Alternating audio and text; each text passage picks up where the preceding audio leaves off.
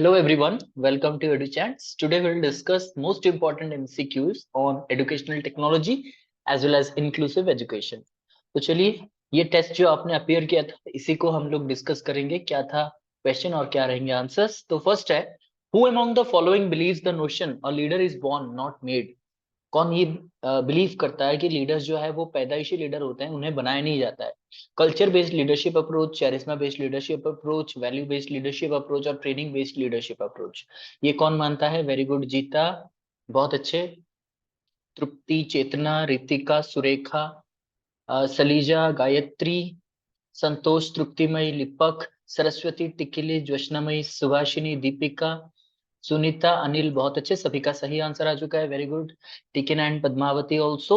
सो charisma based leadership approach ये मानता है कि चरिश्मा का मतलब होता है क्वालिटीज, सम गुड क्वालिटीज, ठीक है। चरिश्मा आपका क्वालिटी होता है, जो क्वालिटी आपके अंदर इनबॉर्न होता है उसी से एक लीडर बनता है, ये बिलीव करते हैं, ठीक है। Question number two, the body of an organization who works for the development of guidelines or rules for the organization and often involved in decision making process are called administrators, managers, supervisors, all of the above. एक organisation का body होता है जो कि guideline rule बनाने में वो engage रहता है और डिसीजन मेकिंग में उसका बहुत बड़ा रोल होता है, उसको क्या कहते हैं? वेरी गुड, सभी का सही आंसर आ चुका है। रीता, जीता, सुरेखा, गायत्री, पद्मावती, संतोष, टिकिना, चेतना, तृप्ति, सरस्वती, लिपक, सुभाषिनी, सुनीता, ज्योत्सनामयी, तृप्तिमयी, अनिल, सुभाषिनी, बहुत अच्छे।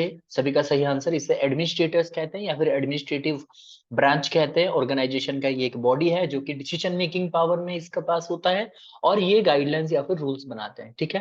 Question number three, dyspraxia is a type of. ये क्या है dyspraxia? Communication disability, reading disability, sensory motor disability, writing disability. Very good, सभी का सही आंसर आ रहा है। लेकिन मुझे ये बताइए, अगर यहाँ पे पूछता रीडिंग डिसेबिलिटी, इसको क्या कहते हैं? रीडिंग डिसेबिलिटी को क्या कहते हैं? यस, वेरी गुड, डिसलेक्सिया कहते हैं। राइटिंग डिसेबिलिटी क्या हो जाएगा? राइटिंग डिसेबिलिटी को क्या कहेंगे? Very good, very good, writing को डिस्ग्राफिया कहेंगे, बहुत अच्छे। कम्युनिकेशन डिसेबिलिटी अगर होता है, कम्युनिकेशन बहुत प्रकार से हो सकते हैं, लेकिन अगर सिंपली पूछा जाए कम्युनिकेशन को हम क्या कहेंगे? एफेसिया कहेंगे, बहुत अच्छे। डिस्फेसिया कहा जाता है, एफेसिया कहा जाता है, बहुत अच्छे। तो डेफिनेटली इसका आंसर डिस्प्रैक्सिया हो जाएगा, क्योंकि जो सेंसरी मोटर कोऑर्डिनेशन नहीं रहता है बॉडी में, तो उसको हम कहते हैं dyspraxia. It is a condition where both your sensory organs and your motor organs are uncoordinated, discoordinated, ठीक है। इसको हम कहते हैं डिस्प्रैक्सिया। अब आते हैं, Anshika is having an IQ of 82, उनका आईक्यू 82 है। Which level does she belong to? कौन से आईक्यू लेवल में इसको आएंगे? इनको क्या इंटरप्रेट कर सकते हैं हम? Superior, border line, average, below average, क्या कहेंगे? वेरी गुड, सभी का सही आंसर आ रहा है, बहुत अच्छे। Gayatri, check your answer. Very good. Tikina, Santosh, Padmavati, Tripti, Ritika, Triptimayi, Surekha, Jyotsnamayi, Jeeta, Saraswati, Chetna, Lipak, Saleeja, Sunita, very good, सभी का सही आंसर आया है।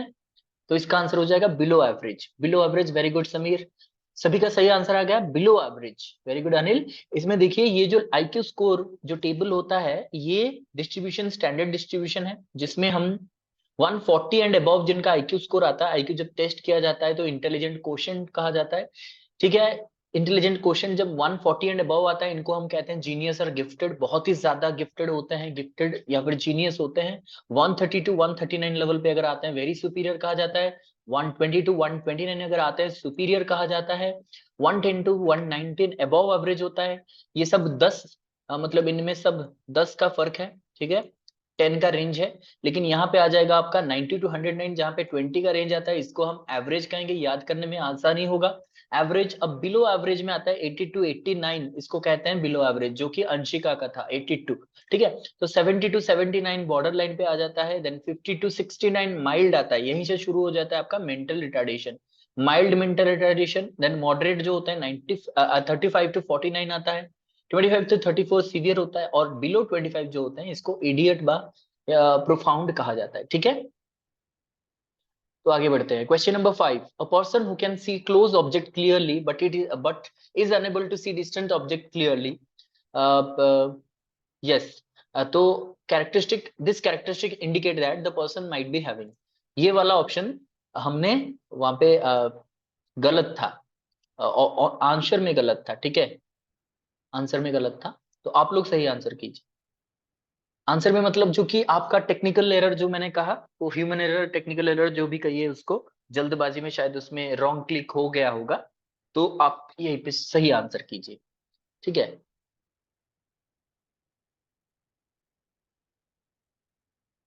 Okay, let me clarify. Ritika, Tripti, Gayatri, Minati and या सरस्वती। सो आप लोगों ने जो आंसर किया था वो अकॉर्डिंग टू द आंसर की आपने आंसर किया है, लेकिन इसका आंसर आपका डेफिनेटली मायोपिया हो जाएगा। क्यों? क्योंकि क्लोज ऑब्जेक्ट्स वो देख सकता है, यानी पास में कोई चीज है, ठीक है, क्लोज ऑब्जेक्ट पास में एक चीज है, यहाँ पे suppose person A is standing, ये पास में है तो देख सकता है, अब दूर का चीज नहीं देख सकता है, ठीक है। Who can see close object, पास में है तो देख सकता है, अभी दूर में है तो नहीं दिख सकता है। See distance, they are unable to see distant objects, इसको मायोपिया या फिर क्या किया जाता है, इसको और क्या कहा जाता है, नियर साइटेडनेस, नियर साइटेडनेस, ठीक है, इसको नियर साइटेडनेस कहा जाता है। हाइपरमेट्रोपिया क्या होता है, उसका उल्टा होता है, उनको दूर की चीजें दिखाई देती है, इसको फार साइटेडनेस कहा जाता है। क्या कहा जाता है? फार साइटेडनेस कहा जाता है।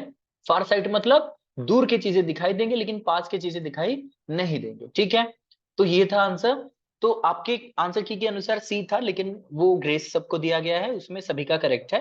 जिन लोगों ने भी सी आंसर किया होगा, जो आंसर शो कर रहा होगा वो भी सही है, अगर आप लोगों ने दिया है, और ए भी सही है। लेकिन आपका जो एग्जैक्ट आंसर आपको लर्न करना है वो है myopia. Myopia means near sightedness, आपको पास का दिखता है, दूर का नहीं दिखता है। हाइपर माइट्रोपिया मतलब क्या कहते हैं, दूर का बहुत अच्छे से मुझे क्लियर दिख रहा है लेकिन पास का मुझे दिख नहीं रहा है, ठीक है। Myopia near sightedness, hyper myopia hypermetropia far sightedness, ठीक है। Question number 6, as per the RPWD act, rights of person with disability act 2016, how many disabilities are listed? Already discussed, Gayatri, already we have discussed in the class. Just go and watch the video again. ठीक है? Yes. Okay. RPWD act 2016 के अनुसार कितने abilities, जो disabilities के types को list किया गया है? 15, 7, 21, 25। देखिए सभी का सही आंसर ऑलरेडी आ चुका है, वेरी गुड, वेरी क्विक है। 21। अगर जरूरत पड़े तो मैंने ये 21 टाइप्स ऑफ आरपीडब्ल्यूडी एक्ट में जितने सारे डिसेबिलिटीज हैं उसको मैंने पढ़ाया भी था, इजंट इट? मैंने पढ़ाया कि नहीं पढ़ाया आप लोगों को? लिस्ट में बताया था कि नहीं बताया था? अगर जरूरत पड़े तो आप, अगर टाइम मिले, और टाइम मिलेगा ही, क्योंकि डेफिनेटली आपको अगर किसी से ज्यादा पढ़ना है, अगर आपको पोस्ट चाहिए तो किसी से ज्यादा ही पढ़ना पड़ेगा, ठीक है। बाकी भी पढ़ रहे हैं, आप भी पढ़ रहे हो, आपको नौकरी तभी मिलेगा जब आप उनसे कुछ ज्यादा पढ़ोगे, और वो ज्यादा है ये 21 टाइप्स ऑफ डिसेबिलिटीज को भी ये आपको पढ़ना पड़ेगा। अगर याद कर लिए तो जिंगा लाला, अगर एग्जाम में आता है तो आपको मार्क्स भी मिलेंगे, ठीक है। तो इसको याद रखना है, 7 थे पहले, अब 21 हो गया है, इस 21 को भी याद कर लीजिएगा, ज्यादा डिफिकल्ट नहीं है, ठीक है। चलिए, question number 7, the convention on rights of the child was held in, convention हुआ था राइट्स ऑफ द चाइल्ड के ऊपर, वो कब हुआ था? Was held in 1974, 84, 89, 94। ये भी मैंने पढ़ाया था, पूरा लिस्ट बताया था कहाँ पे कौन सा कन्वेंशन हुआ था। तो चलिए, बहुत अच्छे, सभी का सही आंसर आ रहा है, very good, very good, very good. तो सभी का सही आंसर आ गया है, 1989 को हुआ था ये convention on rights of the child, very good. चलिए, क्वेश्चन नंबर 8 पे चलते हैं। Which of the following is not true about dyscalculate, इसके बारे में कौन सा सच नहीं है? It is a mathematical disability, it is affected by language disability, it is related to numeracy, none of the above. अच्छा, मुझे ये बताइए, मतलब फ्रैंकली मुझे बताइएगा, आप लोग सच्ची सच्ची बताना, किन किन ने ये क्वेश्चन गलत किया था, ये आंसर गलत किया था, मुझे बताइए। अभी भी बहुत सारे आंसर्स आ रहे हैं गलत, फ्रैंकली बताइए। Yes, very good, very good, very honest response, very honest, ठीक है। तो मैं एक चीज यहाँ पे बता देना चाहता हूँ, जो कि मैंने शायद फर्स्ट क्लास में भी बताया था, जो लोग पहले क्लास किए हैं जैसे जीता, ईशानी, ये सब मतलब सबसे पहले स्टूडेंट्स ही हैं। तो जब पहले ज्वाइन किए थे, और भी बहुत सारे स्टूडेंट हैं, मतलब डेली क्लास करते हैं ये लोग, इसीलिए मैं बोल रहा हूँ, और भी बहुत सारे स्टूडेंट्स हैं जिन्होंने सबसे पहले ज्वाइन किया था क्लास, उस टाइम मैंने बताया था कि नन ऑफ द अबव भी कभी कभी आंसर हो सकता है, क्यों नहीं हो सकता है। और इसको जज करने के लिए हमें क्या करना पड़ेगा, पहले इनको कंपेयर करना पड़ेगा। नन ऑफ द अबव तभी आंसर कीजिए जब आपके अंदर उतना कॉन्फिडेंस आए, ठीक है। मतलब आंसर के रिगार्डिंग ये तो बिल्कुल सही होगा, ये गलत होने के चांसेस नहीं है, ये भी बिल्कुल सही होगा, गलत होने के चांसेस नहीं, ये भी सही होगा, गलत होने के चांसेस नहीं है, तो ये आंसर होगा। क्योंकि यहाँ पे पूछा जाए विच इज नॉट ट्रू, तो ये तो सही है, ये भी सही है, ये भी सही है, तो गलत ये हो जाएगा। नन ऑफ द अबव, इनमें से कोई भी गलत नहीं है। वेरी गुड, ठीक है। तो इसी तरीके से आपको आंसर करना है, क्योंकि नन ऑफ द अबव भी आंसर हो सकते हैं, ठीक है। तो चलिए यहाँ पे देखते हैं, ये पूछ रहा है डिसकैलकुलिया यानी मैथमेटिकल न्यूमेरिकल प्रॉब्लम के रिगार्डिंग कौन सा सही नहीं है। ये कह रहा है कि मैथमेटिकल डिसेबिलिटी है 100% है, ये कह रहा है कि न्यूमेरेशन रिलेटेड प्रॉब्लम है, ये भी 100% सही है। अब कंफ्यूजन यहाँ पे आ रहा है, बहुत सारे आंसर बी भी आ रहे हैं। यहाँ पे देखिए, it is affected by language disability, मैंने क्या कहा था, आप यहीं पे देखिए ना, क्वेश्चन नंबर 8 जो भी कह रहे हैं आंसर बी। मुझे बस ये आपको बताना है कि जो यहाँ पे मैंने जो क्वेश्चन दिया है, अगर ये क्वेश्चन आपको समझ में नहीं आता है, if you don't understand this question, then how would you solve this problem, कैसे इसको सॉल्व करोगे। इसका मतलब है, अगर मेरा लैंग्वेज, अगर आप ये नहीं समझ पा रहे हो, that means you have language problem, आपको लैंग्वेज नहीं आ रहा है। अगर लैंग्वेज समझ में नहीं आ रहा है, तो फिर आप आंसर कैसे करोगे, ठीक है। ये मैंने पहले से भी बताया था। चलिए यहाँ पे दो चीजें मैंने आपको बता दिया, एक हो गया लैंग्वेज डिसेबिलिटी अफेक्ट करता है मैथमेटिक्स को, और दूसरा इंपॉर्टेंट है, नन ऑफ द आंसर भी हो सकता है, बस आपको जज करना है चारों ऑप्शन में से, ठीक। चलिए आगे बढ़ते हैं, ये नन ऑफ द अबव हो गया answer. Question number 9, person with schizophrenia, बहुत इंपॉर्टेंट है। लिटिना कंफ्यूज हो रहा है, कोई बात नहीं, अब क्लियर है ना थोड़ा सा, नहीं है तो फिर से बताइए, मैं फिर से बता दूं। स्किजोफ्रेनिया के अंदर, जो स्किजोफ्रेनिया जिन लोगों में होता है, वो उनका क्या ज्यादातर दिखाई देता है, openness, lack of attention, independence, all of the above. इनमें भी बहुत सारे गलत आंसर दिए होंगे, सही है। ओके चलिए, वेरी गुड, कीप आंसरिंग।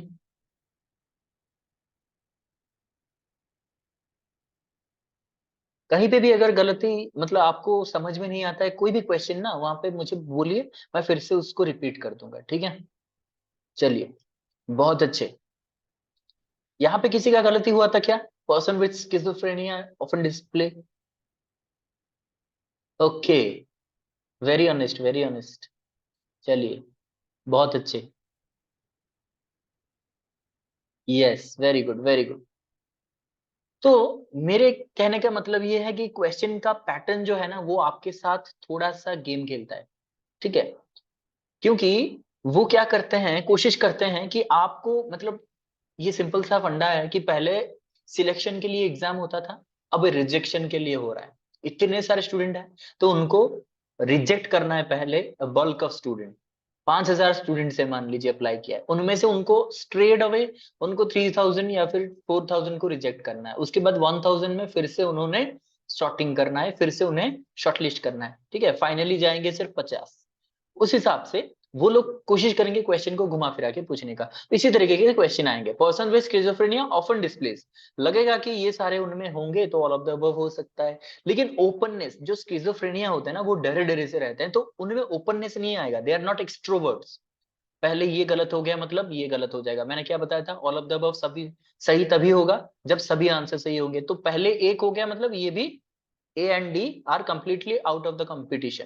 अब आ जाता है independence and lack of attention. Lack of attention रहेगा ये 100%, उनमें अटेंशन नहीं रहता है। लेकिन independence, are they independent, no they are not independent. हमेशा उनको सपोर्ट चाहिए, क्योंकि वो डरे डरे से रहते हैं, कोई चीज एक्सप्लेन नहीं कर पाते, कोई चीज को मतलब ओपनली कह नहीं पाते हैं, तो उनको किसी ना किसी के सपोर्ट की जरूरत है, कोई उनको समझे तभी जा करके वो कुछ कह सकते हैं, ठीक है। सो इसका जो आंसर होगा ना, वो लैक ऑफ अटेंशन होगा, इनमें अटेंशन नहीं होता है। They are very you know आप ये कह सकते हो, they are not study, they are not still, they are not confident.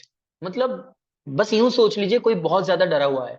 क्या आपने तारे जमीन पर देखा है, तारे जमीन पर देखा नहीं भी होगा तो भी एक बार देख लीजिएगा तारे जमीन पर।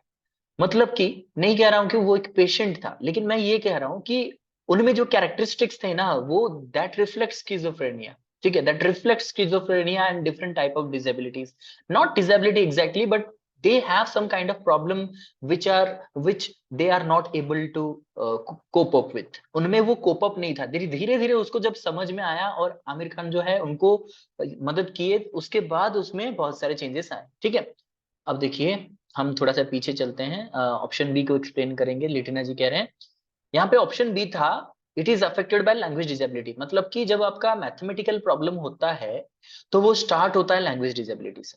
ठीक है, लैंग्वेज डिसेबिलिटी से ये अफेक्ट होता है। क्या रिलेशन है? रिलेशन ये है, मैंने अभी बताया।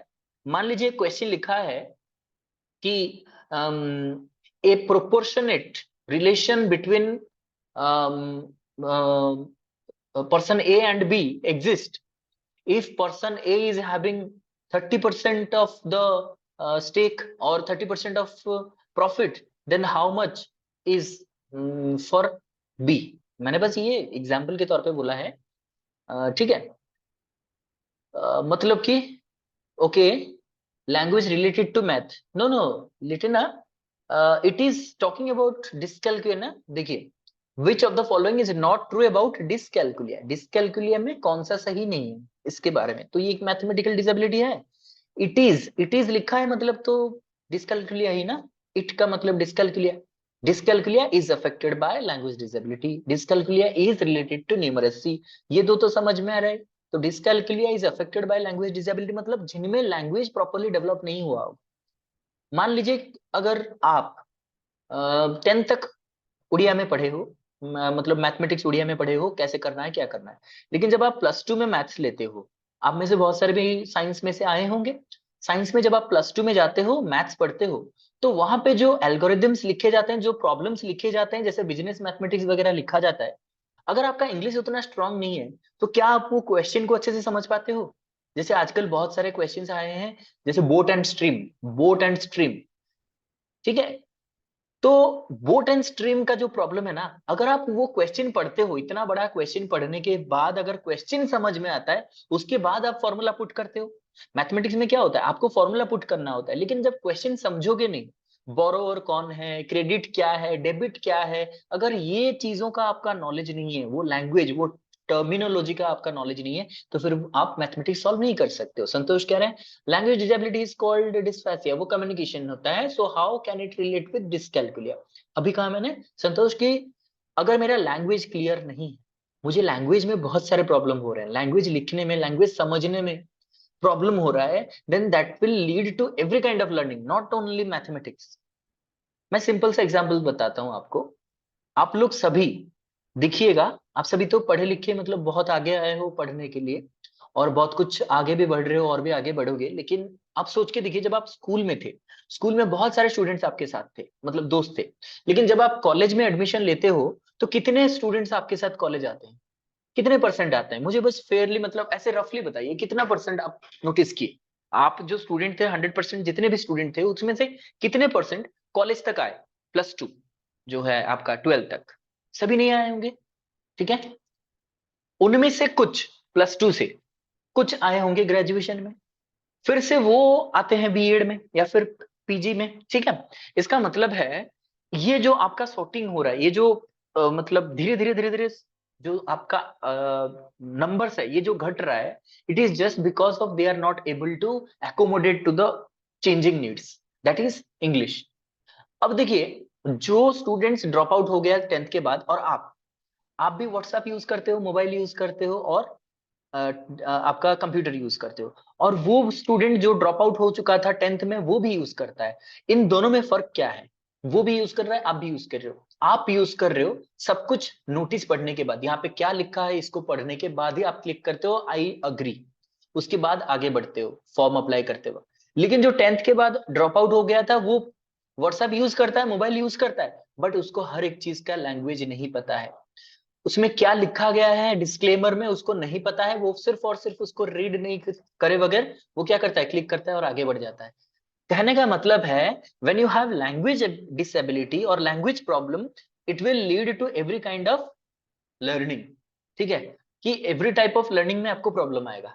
आप कहीं कंप्यूटर सीखोगे तब भी प्रॉब्लम आएगा, आप कभी मोबाइल में कुछ भी रीड करोगे, एवरीथिंग इज इन इंग्लिश, तो इंग्लिश अगर आपको नहीं पता है तो वहां पे भी आप स्ट्रगल करोगे, न्यूज़पेपर पढ़ नहीं पाओगे, कोई भी मैगजीन वगैरह कुछ भी नहीं पढ़ पाओगे, उसमें प्रॉब्लम होगा। तो ये आपका मैथमेटिक्स रिलेटेड प्रॉब्लम भी होगा, क्योंकि मैथमेटिक्स के प्रॉब्लम जो लिखे जाते हैं it is in a language, it is through some verbal language. ठीक है, क्या अब क्लियर हुआ सबको? Got it? ओके, ठीक है, क्लियर हो गया। चलिए, अगर कुछ डाउट आता है तो भी पूछ सकते हो, कोई दिक्कत नहीं। क्वेश्चन नंबर 10 पे चलते हैं। The ability to see clearly from a specified distance is called. एक स्पेसिफाइड डिस्टेंस से आप देख सकते हो, इसको क्या कहते हैं? Snellen's visibility, visual activity, visual glaucoma, both B and C. बहुत अच्छे, वेरी क्विक आंसर। जीता, रितिका, चेतना, पद्मावती, तृप्ति, ज्योत्सना, गायत्री, सलीजा, सरस्वती, टीकिना, लिटिना। बहुत अच्छे, keep answering. Very good, Subhashini, Sunita. So इसको कहते हैं visual acuity. Visual acuity is a ability of visibility और visual ability from a specified distance। एक डिस्टेंस से आप कितना क्लियरली देख सकते हो, वो आपका विजुअल एक्टिविटी होता है। वेरी गुड ब्रज एंड संतोष, तृप्तिमयी, बहुत अच्छे।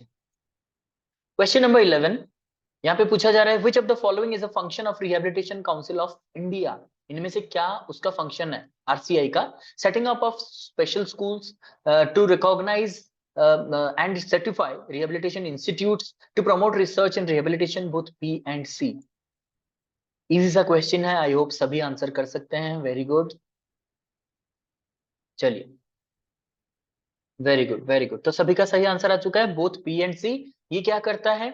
ये रिकॉग्नाइज भी करता है एंड सर्टिफिकेट भी प्रोवाइड करता है। रिहेबिलिटेशन इंस्टीट्यूट जो भी है उनको वो रिकॉग्नाइज करता है कि हाँ ये सही है रिहेबिलिटेशन के लिए, और उन्हें सर्टिफिकेट भी प्रोवाइड करता है, और रिहेबिलिटेशन के फील्ड में ये रिसर्च प्रमोट करता है। So both B and C will be the correct answers. Very good. तो चलिए क्वेश्चन नंबर 12 देखते हैं। Weblogs about different things that are updated on a regular basis by their author are known as social networking, social media, blogs, podcast.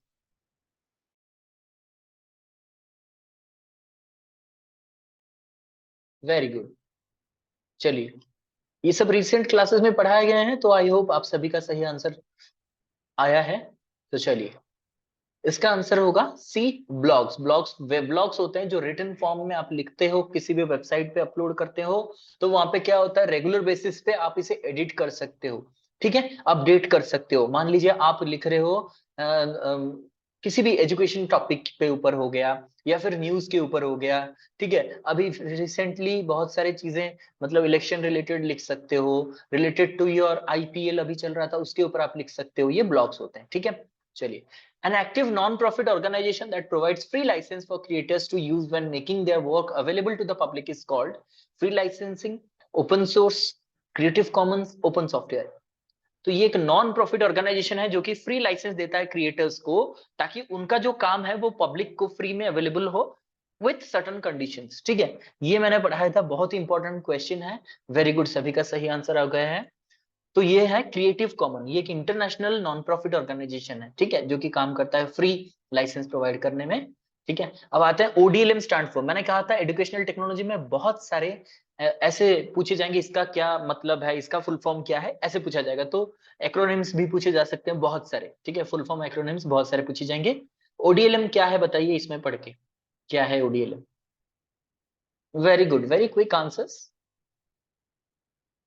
बस इसमें ना आपको करना क्या है, मैंने बार बार कहा था, ये जो एंड, इन, ऑफ, एज, ये सब लिखा जाता है ना, इस पे जरूर ध्यान दीजिए। लग रहा होगा बहुत सिंपल है सर, बहुत सिंपल है, लेकिन यहाँ पे मैंने बताया ना, तो थोड़ा सा अगर मैं छेड़खानी करता, इसमें थोड़ा सा चेंज चांज करता, तो कुछ ना कुछ स्टूडेंट्स तो जरूर गलत कर देते। तो ये नहीं करना है, हमेशा इसी पे ध्यान देना है, ठीक है। ये एग्जाम में ऐसे हो जाएगा। तो चलिए, सभी का आंसर आया है बी। तो देखते हैं, सही आंसर बी है, open and distance learning material, जो हम डिस्टेंस लर्निंग में यूज करते हैं, ठीक है। Who wrote the book the conditions of learning? किसने बुक लिखा था ये book, the conditions of learning? Daniel Stufflebeam, Robert Gagne, Ivan Illich, Norman E Crowder. Very good, सबका सही आंसर आ रहा है। उसके साथ मुझे ये बता दीजिए कब लिखा गया था ये बुक, किताब कब लिखा गया था, कौन सी ईयर में लिखा गया था? चलिए, यस, वेरी गुड ज्योत्सना भाई, वेरी गुड, बहुत अच्छे। तो इसका करेक्ट आंसर है रॉबर्ट ज्ञाने। वेरी गुड जीता। Very good Surekha. तो ये जो किताब है, वेरी गुड दीपिका तृप्ति, ये किताब द कंडीशंस ऑफ लर्निंग लिखा गया था रॉबर्ट ज्ञानी के द्वारा 1965 में। बहुत अच्छे। तो चलिए आगे बढ़ते हैं, question number 16। WhatsApp is an example of, WhatsApp एक एग्जाम्पल है किसका? Social media platform, instant messenger, antivirus, suit package. ये क्या है? व्हाट्सएप क्या है? व्हाट्सएप मैंने पढ़ाया भी था, बहुत सारे स्टूडेंट्स ये सोचते थे कि ये एक सोशल मीडिया प्लेटफॉर्म है, but it is not a social media platform, but it is an instant messenger. ये एक मैसेंजर है जिससे हम इंस्टेंटली मैसेज कर सकते हैं दूसरों को और बातें कर सकते हैं। ये सोशल मीडिया इसलिए नहीं है, it is not out of your contact. Out of contact society के दूसरे मेंबर के साथ इसको कनेक्ट नहीं करता है, बस आप ही के जितने सारे नंबर सेव्ड होते हैं उसी के साथ आप चैट कर सकते हो, बातें कर सकते हो। ठीक है, वेरी गुड। चलिए, यूएसबी स्टैंड्स फॉर, कहा था मैंने, फुल फॉर्म पूछेगा बहुत सारा आईटी में, आईसीटी में पूछेगा बहुत सारा। यूएसबी का क्या मतलब है? Universalize system of boot, universal serial of bus, universal serial bus, universal serial way. अब मुझे फ्रैंकली बताइए, how many of you have ever thought of USB? USB का फुल फॉर्म पहले से सबको क्या पता था, किस किस को नहीं पता था? बताइए एक बार, यूएसबी का full form. Yes, very good, सभी का सही आंसर आ गया। Very good, very good.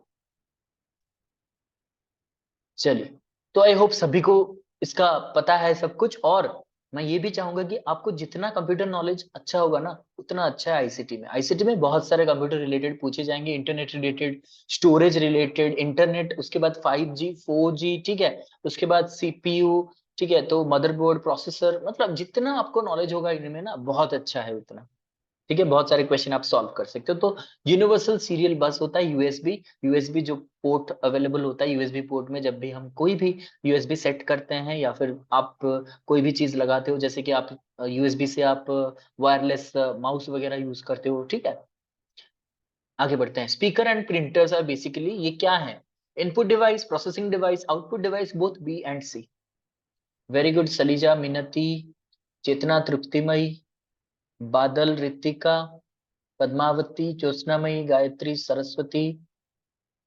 Very good Santosh, Jeeta, Sunita, Dilip, Tripti, Lipak, Subhashini, टिक्कीना।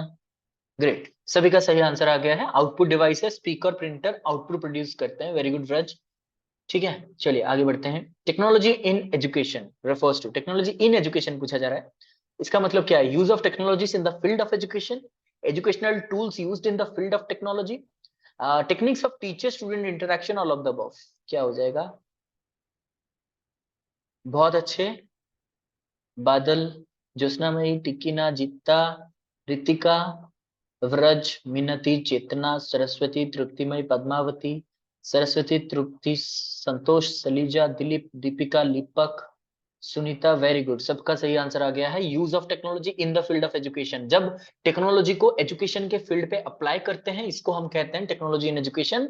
For example the devices, technological devices like printers, ठीक है, उसके बाद आपके स्पीकर्स मैंने कहा, ऐसे कंप्यूटर्स हो सकते हैं, राउटर्स हो सकते हैं, प्रोजेक्टर्स हो सकते हैं, जो भी हम एजुकेशन में यूज करते हैं टीचिंग लर्निंग को और भी आसान करने के लिए। Great. Question number 20, which of the following is not an essential part of communication? Communication में कौन सा एक एसेंशियल पार्ट नहीं है? एनकोडर, डिकोडर, मैसेज, सबटाइटल, कौन सा नहीं है? वेरी गुड बादल, सुरेखा, जीता, पद्मावती, रीतिका, टिकिना, तृप्ति, चेतना, मिनति, सुभाषिनी, गायत्री, बादल, सुनीता, व्रज, संतोष, तृप्तिमयी, लीपक, सलीजा, दीपिका, सरस्वती, दिलीप, ज्योत्सनामयी। ग्रेट, सबका सही आंसर आ गया। सो यहाँ पे एनकोडर होना चाहिए जो मैसेज सेंड करेगा, मैसेज होना चाहिए जो आप देना चाहते हो, और डिकोडर होना चाहिए जो उसको डिकोड करेगा। सबटाइटल की कोई जरूरत नहीं।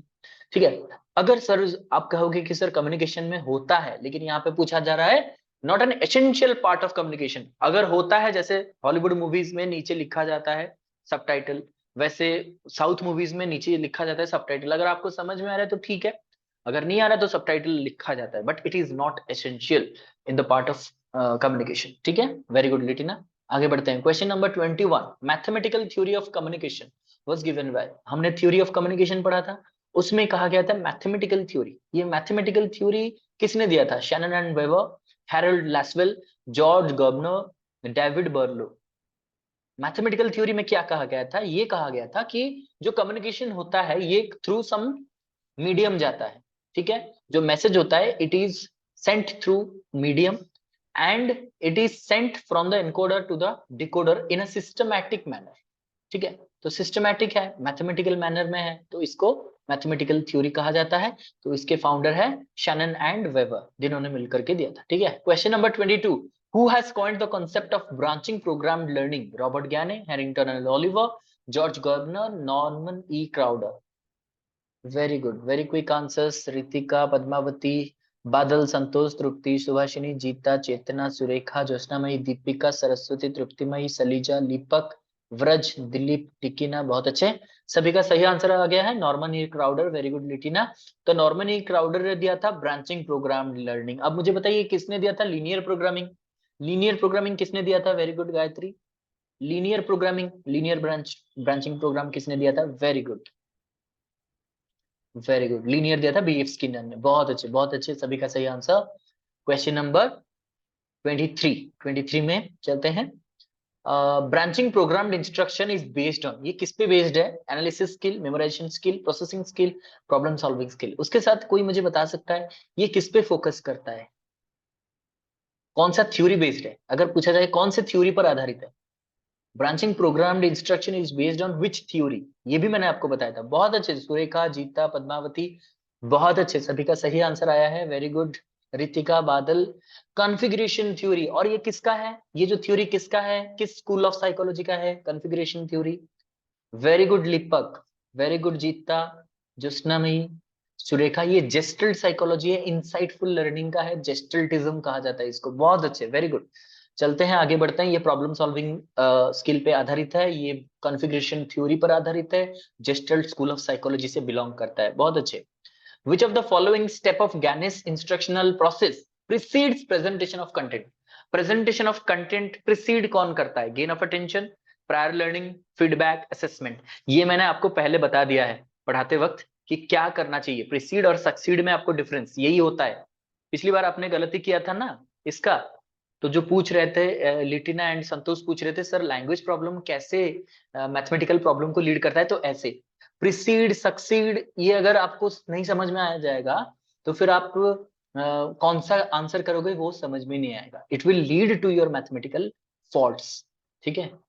ग्रेटर देन, स्मॉलर देन, और वैसे इज इक्वल टू, तो ये सारे ना कॉन्सेप्ट्स अगर लैंग्वेज क्लियर नहीं होगा तो आपका क्वेश्चन गलत होगा। जैसे ये क्वेश्चन, ये मैंने जब क्लास में किया था तो गलत आंसर्स आए थे। क्यों? क्योंकि ये जो प्रिसीड का मतलब नहीं पता होता है या तो कंफ्यूज हो जाता है, जिसके वजह से हम लोग गलती कर देते हैं, ठीक है। अक्सर ये होता है। तो चलिए इसका आंसर है प्रायर लर्निंग। मतलब कि ये पूछ रहा है प्रेजेंटेशन ऑफ कंटेंट, कंटेंट पढ़ाने से पहले हमें क्या करना चाहिए। प्रिसीड मतलब पहले जो आता है, सक्सीड मतलब बाद में जो आता है। प्रेजेंटेशन ऑफ कंटेंट से पहले क्या आता है? Prior learning. इसको हम डिटेल में पढ़ेंगे नेक्स्ट स्लाइड में। इनसेट वाज कमीशनड इन, इनसेट का फुल फॉर्म मैंने बताया था, वो भी मुझे कमेंट बॉक्स में आप लिखिए। INSAT was commissioned in 1967, 1968, 1981, 1983। Very good, very good. INSAT को कब कमीशन किया गया था? तो सबका सही आंसर आ रहा है। मुझे ये बताइए इनसेट क्या होता है? Very good Surekha, Indian national satellite. Very good, Indian national satellite. और इसका काम भी मैंने क्या बताया था कि ये ब्रॉडकास्टिंग, फोरकास्टिंग, वेदर अपडेट्स, ये सब कुछ करता है, ठीक है। बहुत अच्छे, वेरी गुड, वेरी गुड जीता, बादल, लिटिना, रितिका, बहुत अच्छे। सो इसका आंसर है ये कब कमीशन किया गया था? 1983। D is the correct answer. तो चलिए, software approach does not deal with, software approach किसके साथ डील नहीं करता है? The tools used in class, the commands used in class, learners rapport with the teacher, all of the above. Very good Badal, Chetna, Tripti, Santosh, Vraj. Very good, keep answering. Very good Jeeta, Tikili, Triptimayi, Deepak, Saraswati, Padmavati, Dilip. Very good, keep answering, keep answering, सभी का सही answer आ रहा है। Very good Jyotsnamayi, Litina. तो ये software में कहा जा रहा है, सॉफ्टवेयर क्या होता है? It deals with behavioural terms. Behavioural मतलब जो हम यूज करते हैं। इसमें क्या होता है कि हम लोग सॉफ्ट स्किल्स जैसे होता है ना, हम लोग वो यूज करते हैं, काउंसलिंग, गाइडेंस, फीडबैक। इसमें कोई टूल यूज नहीं होता है। टूल मतलब कोई एक डिवाइस डेवलप किया गया, उसके बाद जैसे ब्लैक बोर्ड, चौक वगैरह हम यूज करते हैं। सॉफ्टवेयर अप्रोच में हम वो नहीं यूज करते, उसको हम सॉफ्टवेयर अप्रोच नहीं कहते हैं, ठीक है।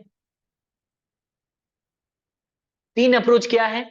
सॉफ्टवेयर अप्रोच तो मैंने बता दिया, it is the command. Command क्या होता है? Software approach. Learners rapport, we are maintaining some rapport with the teacher, we are maintaining rapport with the students, we are maintaining rapport with parents, stakeholders, ठीक है। Hardware क्या है? Hardware वो होता है जो कि सारे डिवाइसेस यूज होते हैं, और बेसिकली ये कॉग्निटिविस्ट पेडागोजी से देखा जाता है, यानी ये कॉग्निटिव अप्रोच होता है जहां पे हम यूज करते हैं, जैसे चार्ट पेपर हो गया, जो भी आप लोग यूज करते हो पढ़ाते वक्त। और एक हो गया सिस्टम अप्रोच। सिस्टम अप्रोच मैंने क्या बताया था? टोटल होल सिस्टम को जब हम स्टडी करते हैं इंक्लूडिंग ऑल, इसको कहते हैं हम लोग सिस्टम अप्रोच, ठीक है। चलिए क्वेश्चन नंबर 27 पे चलेंगे। अभी क्वेश्चन नंबर 27 है, इन गैनेस 9 step of instruction learning guidance is succeeded by. इसी को मैं बता रहा था, प्रीसीड एंड सक्सीड में डिफरेंस आपको जानना है। तो क्या सक्सीड करता है लर्निंग गाइडेंस को? Gaining attention, content presentation, performance elicitation, feedback. तो बताइए क्या होगा आंसर? वेरी क्विक आंसर्स, बहुत अच्छे। लर्निंग गाइडेंस के बाद क्या होता है? थोड़ा सा हम गाइड करते हैं बच्चों को, उसके बाद हम क्या करते हैं ये पूछा जा रहा है। सक्सीड मतलब बाद में क्या करते हैं। तो वेरी गुड, सभी का सही आंसर सी आया है। तो परफॉर्मेंस एलिसिट किया जाता है, यानी बच्चे यहाँ पे कुछ परफॉर्म करेंगे। ये था ज्ञाने का जो है 9 स्टेप। पहले आता है गेन अटेंशन। सबसे पहले हम जब क्लास में जाएंगे तो बच्चे का अटेंशन गेन करेंगे। बच्चे आपको सुनेंगे, कुछ ऐसा करो, कुछ ऐसा पढ़ाओ, कुछ ऐसे इंट्रोड्यूस करो ताकि बच्चे अटेंटिव हो जाए। अच्छा मैडम आज कुछ पढ़ाने वाले हैं, सर आज कुछ नया पढ़ाने वाले हैं, तो इसमें उनका अटेंशन आ जाए। Then inform learners of objectives. अब उन्हें ऑब्जेक्टिव बताओ, टुडे विल लर्न व्हाट, आज हम पढ़ेंगे से फॉर एग्जांपल एजुकेशनल टेक्नोलॉजी, तो उनमें उन्हें पता चलेगा अच्छा आज हम टेक्नोलॉजी पढ़ेंगे। उसके बाद stimulate recall of prior learning, previous knowledge को आप टेस्ट करोगे यहाँ पे कि वो उनको पहले से क्या पता है। ऐसा नहीं है कि जो मैंने पढ़ाया है वही मैं पूछूंगा, जो प्रीवियस क्लास में मैं जो पढ़ाया था अब इस क्लास में मैं पूछूंगा, ऐसा नहीं होता है। आप प्रीवियस नॉलेज क्या है, एक नया टॉपिक पढ़ाया जा रहा है एजुकेशनल टेक्नोलॉजी, टेक्नोलॉजी के बारे में आपका क्या नॉलेज है वो पूछा जाएगा। Then presentation of the content, what you have prepared, जो आपने प्रिपेयर किया हुआ है पढ़ाने के लिए या फिर वीडियो दिखाने के लिए, या तो कोई एनिमेशन बनाया है या तो कोई चार्ट पेपर प्रिपेयर किया है, उसको आप प्रेजेंट करो। उसके बाद आप उन्हें लर्निंग गाइडेंस दो। जो आपका क्वेश्चन क्या था? गाइडेंस मतलब जहां पे उनको समझ में नहीं आता या फिर उनको कुछ गाइड चाहिए कि सर मुझे ये समझ में नहीं आ रहा है, ये क्या है, तो वहां पे उनको गाइड करोगे आप लोग, ठीक है। और उसके बाद एलिसिट करते हो, परफॉर्मेंस एलिसिट करते हो प्रैक्टिस करते वक्त, ठीक है, कि कैसे उसको परफॉर्म करना है। फॉर एग्जांपल आपने थ्योरी पढ़ा दिया, अब उनको प्रैक्टिकल कराते हो, हैंड्स ऑन एक्सपीरियंस आप खुद करो। उसके बाद आप फीडबैक प्रोवाइड करते हो, ठीक है, आप इसके रिगार्डिंग आपको फीडबैक कैसे और भी अच्छे से याद हो पाएगा। Then assess the performance, performance को याद करते हो। Then enhance retention and transfer to the job, अब बाद में उसको कैसे याद करा जाता है लॉन्ग टर्म के लिए उसको कहते हो, और जरूरत पड़े तो उनको जॉब में ट्रांसफर करते हो, ठीक है। रिटिना कह रहे हैं सर ट्रिक बता दीजिए, ऑर्डरली याद नहीं आ रही है। अच्छा ऑर्डर याद नहीं आ रहा है, इस ये ना लिटिना, जब आप क्लास में जाते हो तो आप क्या करते हो वही इसका ऑर्डर है, ठीक है। पहले हमें अटेंशन गेन करना है, तो आप ये मान लीजिए ना, तो अटेंशन, ठीक है, अटेंशन देन ऑब्जेक्टिव, ऐसे याद रखिए। अटेंशन, ऑब्जेक्टिव, देन रिकॉल या फिर प्रायर लर्निंग, जिसको भी आप उठा लीजिए एक को। देन कंटेंट प्रेजेंटेशन, इसको छोड़ दीजिए, प्रेजेंटेशन को पकड़ लीजिए, presentation, then guidance, then performance, performance किसका? Student performance, then feedback, then assessment, then retention, ठीक है, ऐसे याद रखिए। Attention, objective, recall, presentation, guidance, performance, feedback, assess, retention, ठीक है। अब वो याद हो जाएगा, ओके, ठीक है। इसका ट्रिक अगर मैं बनाया होता तो आपको कह देता, क्योंकि मैं नहीं सोचता कि मैंने कोई ट्रिक ऐसे याद किया है, तो मैं नहीं बता पा रहा हूँ। I am really sorry for that, लेकिन मुझे पता है कि आप लोगों के पास ढेर सारे ट्रिक्स होंगे इसको याद करने के लिए। तो जब आप याद कर लीजिए तो मुझे ही बता दीजिए, मतलब मुझे याद ऐसे है क्योंकि ये एक स्टेप बाय स्टेप प्रोसेस है, इसमें कुछ डिफिकल्टी नहीं है, ऐसे ही याद है। लेकिन ट्रिक से याद करना वो मैं नहीं किया हूँ ट्रिक, ठीक है। जैसे आपको होता है ना निमोनिक्स वाला, जैसे AOP ऐसे करके, मैंने ऐसे याद नहीं किया है, तो इसलिए मुझे ये वाला नहीं पता है। आप लोग चाहो तो बना सकते हो, अभी मैंने यहाँ पे राउंड अप कर दिया, ठीक है। मुझे भी बता देना एक बार, ठीक है। लेसन प्लान, अच्छा हाँ, लेसन प्लान में ऐसे ही करते हैं, यस वेरी गुड जशना में, we have already planned some lessons for teaching, तो इसलिए हमें याद है। तो आपको भी याद है, लेकिन आप थोड़ा सा कंफ्यूज हो जा रहे हो, ठीक है, करोगे प्रैक्टिस तो हो जाएगा।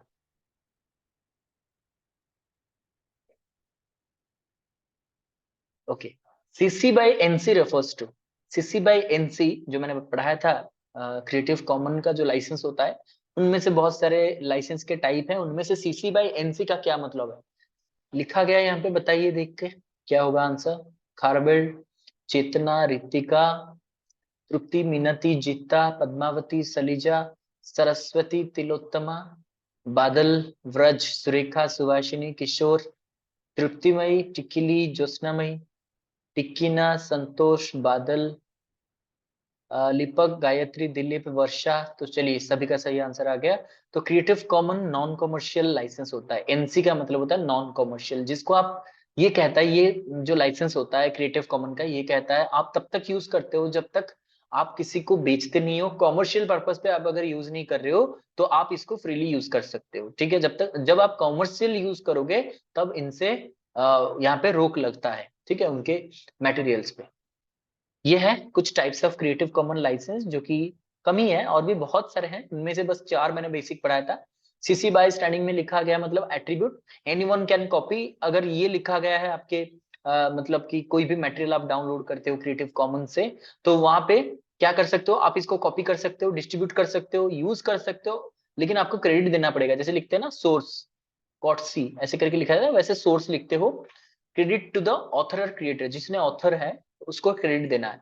अब ये है एनसी, यहाँ पे डॉलर का साइन लगा है, क्रॉस लगा हुआ है, मतलब इसको कॉमर्शियल, इसको बेच नहीं सकते हो, कॉमर्शियलाइज नहीं कर सकते हो। एनीवन की कैन यूज फ्रीली, आप फ्रीली यूज करो until it is use for commercial purpose, commercial आप यूज नहीं कर सकते हो। एनडी लिखा गया इज इक्वल टू लिखा गया मतलब non derivatives, one can adopt the original work of the author without making any change, मतलब ऑथर ने जैसे कोटेशन दे दिया है इसको आप अडॉप्ट कर सकते हो लेकिन यूज कर सकते हो ओरिजिनली, आपको ओरिजिनली लिखना है, ठीक है। तो यहाँ पे क्या करना है, आपको ओरिजिनल लिखना है, यहाँ पे कोई चेंज आप नहीं कर सकते हो। जैसे एजुकेशन का जो डेफिनेशन है गांधी जी के द्वारा, इसको क्या आप चेंज कर सकते हो, क्या नहीं कर सकते हो ना। वैसे ही जो जो डेफिनेशन है उसमें वर्ड टू वर्ड सब कुछ सही लिखना पड़ेगा, क्योंकि आपने डेफिनेशन लिखा है यहाँ पे, ठीक है, क्लियर। उसके बाद आता है एस ए, यानी कि शेयर अलाइक। शेयर अलाइक मतलब होता है you can use freely as long as he shares with original license, original license जो आपको मिला है उसी लाइसेंस के साथ शेयर कर रहे हो तो सेम लाइसेंस के साथ ये होगा। लेकिन अगर आप इसको चेंज कर रहे हो, दूसरा कोई यूज कर रहा है, तो आपको फिर से लाइसेंस प्राप्त करना पड़ेगा, ठीक है। आगे बढ़ते हैं, question number 29, e book bay is an example of book platform hardware for open repository. E book bay क्या है? वेरी गुड जीता, बादल, तृप्ति, मिनति, सुरेखा, चेतना, पद्मावती, रितिका, ज्योत्सनामयी बहुत अच्छे, सलीजा, यस, तृप्तिमयी, व्रज, दीपिका, संतोष, सरस्वती, सलीजा, वेरी गुड, वर्षा, लीपक, दीपिका, दिलीप, वेरी गुड। तो सभी का सही आंसर आ गया है। ई बुक बे एक प्रकार का ओपन रिपोजिटरी है, और रिपोजिटरी का मतलब जहां पे सभी ऑनलाइन मटेरियल सबको अवेलेबल मिलेंगे, ठीक है। Question number 30, system approach deals with, system approach किसके साथ डील करता है? यस, कोई बात नहीं ईशानी, कोई बात नहीं, चलिए। System analysis, system feedback, system modification, all of the above. ये क्वेश्चन का आंसर जो भी आप बता रहे हो, क्यों बता रहे हो, इसका कोई रीजन दे दो मुझे, बस जस्टिफिकेशन दे दो, ये आंसर का जो आप आंसर कर रहे हो ये आंसर क्यों होगा, why do you think the answer is correct, जो भी आप आंसर कर रहे हो। यस, वेरी गुड, सभी का सही आंसर डी आया है, तो ये डेफिनेटली डी होगा, ऑल ऑफ द अबव होगा। सिस्टम अप्रोच का मतलब है सिस्टम एनालिसिस, फीडबैक, मॉडिफिकेशन। क्यों होगा?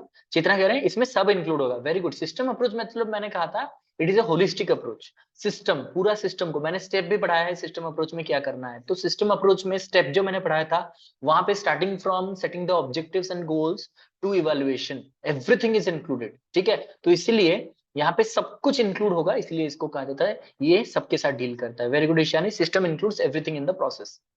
Question number 31, special children are best accommodated in a setup where special attention and care is given to only special children, every learner is treated with their ability, equal participation and assessment in activities, general school with no change in infrastructure। ये वाला जो answer है ना, ये मुझे बस बता दीजिए। अच्छा व्रज, व्रज कुछ अलग ही आंसर दे रहे, कोई बात नहीं, लेकिन मुझे ये बताइए कि कितने लोगों ने ये क्वेश्चन का गलत आंसर दिया है। Yes, very good, very very very very, I mean you know honest, very honest reply, very good. Chetna, Chetna सबसे पहले कह देते हैं कि मेरा गलत हुआ था। पद्मावती कह रहे हैं, जीता कह रहे हैं, दीपक भी कह रहे हैं, ज्योत्सना भी कह रहे हैं, वर्षा कह रहे हैं, सुरेखा भी कह रहे हैं, मिन्नत भी कह रहे हैं। तो सभी का गलत ऑलमोस्ट हुआ होगा, क्योंकि यहाँ पे थोड़ा सा मुझे लग रहा है, थोड़ा सा और थोड़ा ऐड करने से शायद आपको क्लियर होता है। ये मैं मानता हूँ कुछ हमारी तरफ से हो सकता है गलती, लेकिन ऐसे ही क्वेश्चन देखने को मिलेगा ना, तो इसलिए मैंने इसको और भी क्लैरिफाई नहीं किया। ठीक है, आंसर तो आपको पता चल ही गया होगा, लेकिन मैं ये कहना चाहता हूँ कि इसका क्वेश्चन का जो आंसर है ना, ये कुछ सोच के ही मैंने बनाया था। लेकिन इसको और थोड़ा सा अगर क्लैरिटी के साथ मैं लिखता तो शायद सही होता, क्योंकि मैंने ऐसे क्वेश्चन देखे हुए हैं, थोड़ा सा type of not ordinary question, ऐसे क्वेश्चन पूछे जाएंगे और आंसर भी ऐसा ही मिलेगा आपको। चलिए हम इसको कंपेयर करते हैं। स्पेशल चिल्ड्रन कहाँ पे सबसे ज्यादा कंफर्टेबल रहेंगे, ये पूछा जाए। Special attention and care is given only to special, जहां पे ओनली लिखा जाता है ना इंक्लूसिव में, वो गलत होता है, गलत हो गया। Equal participation and assessment in activities, equal participation तक सही था, ये फ्रेज सही था। जैसे व्रज आंसर किए हैं सी, ये सही है Vraj. Equal participation is correct, but equal assessment, क्या ये सही है?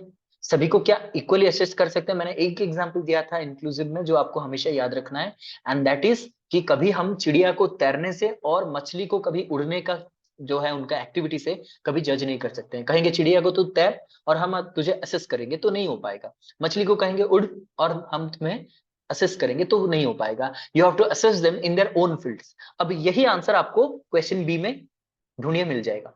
देन आता है general school with no change in infrastructure, ये नो चेंज आ गया मतलब कोई चेंज नहीं होगा, मतलब ये भी गलत है। ठीक है, ये वाला मैंने गलत कैसे कर दिया? ये असेसमेंट एक्टिविटी ना सेम नहीं होता है, though we are conducting same type of assessment for them, but मैंने यहाँ पे क्या पूछा है, what are the best where children, special children are best accommodated. ये मैंने नहीं पूछा है कि अभी क्या हो रहा है, मैंने पूछा कि कहाँ पे सबसे ज्यादा एकोमोडेशन उन्हें मिल सकता है।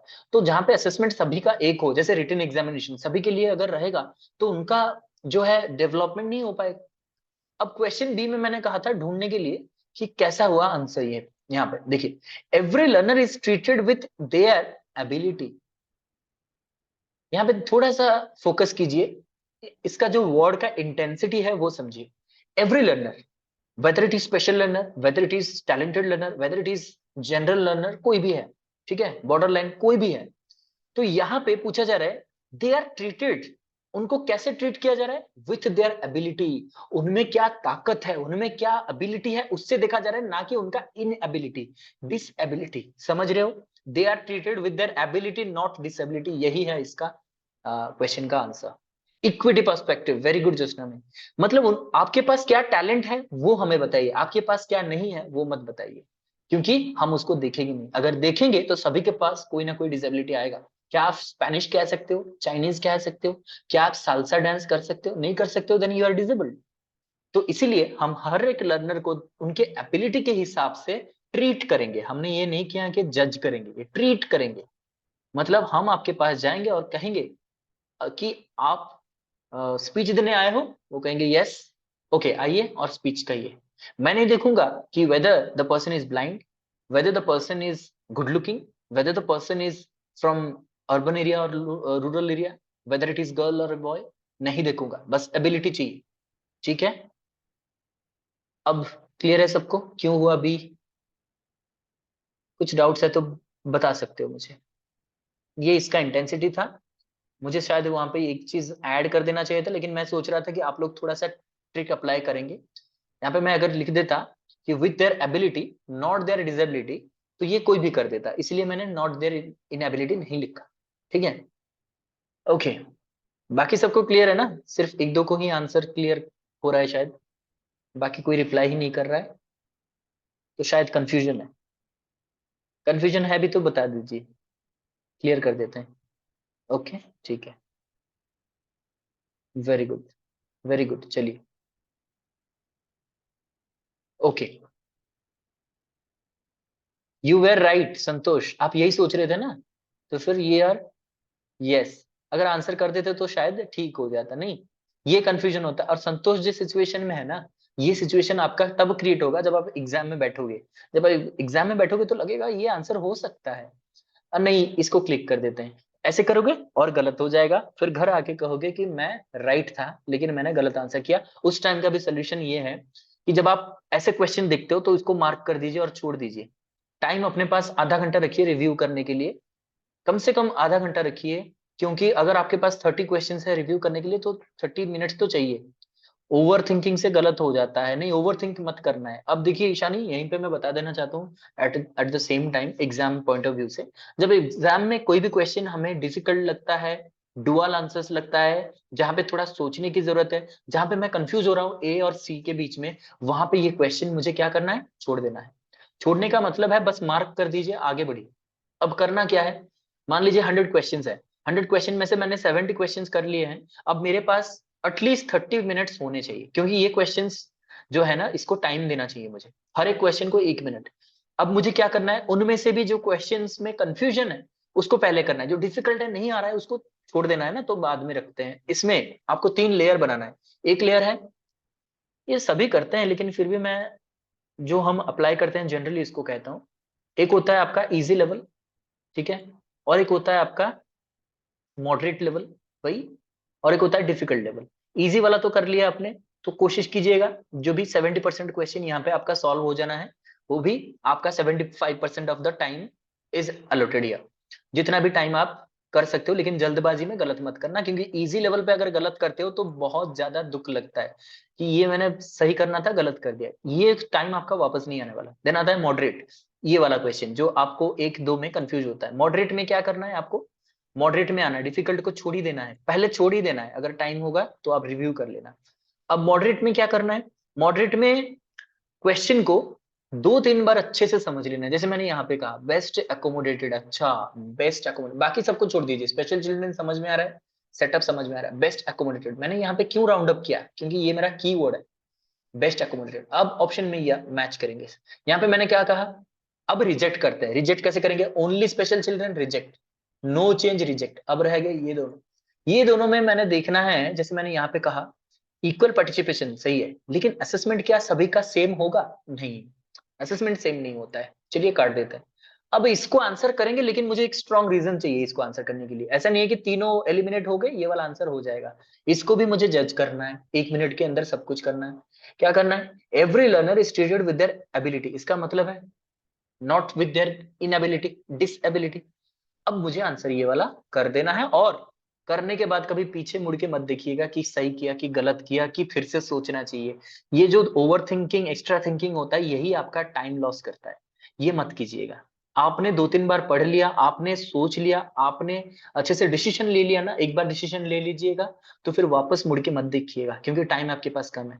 अब आप चाहिए मॉडरेट के सारे क्वेश्चन सॉल्व कीजिए, और जरूर 5-10 मिनट रखिए, जो कि आपको बिल्कुल नहीं आ रहा है क्वेश्चन ना, उसको 5-10 मिनट रखिए, रिव्यू कीजिए, शायद एक दो को आंसर आपको थोड़ा सा ऐसे गट फीलिंग आ जाए, कोई इंट्यूशन आ जाए, शायद आ जाएगा, ठीक है। ऐसे कीजिएगा तो टाइम को अच्छे से डिस्ट्रीब्यूट करना सीखिए, और आंसर्स ऐसे ही करेंगे। आई hope it is helpful.